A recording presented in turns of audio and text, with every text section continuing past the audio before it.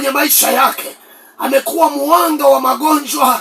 Kuna mambo yanaendelea ya kifamilia ni kama yanazunguka kwenye maisha yao. Mtu anasema kwamba jambo hili litaisha lini? Umefika mahali umejikatia tamaa, huoni kama unaweza kupata mpenyo kwenye hilo jambo. Umefika mahali umejikatia tamaa kwa sababu ya tabia ambayo inajirudia mara kwa mara. Lakini Yesu amenituma jioni ya leo kama mjumbe wake. Anataka hilo pando linaloendelea kwenye maisha yako apate kuling'oa katika jina la Yesu Kristo aliye hai.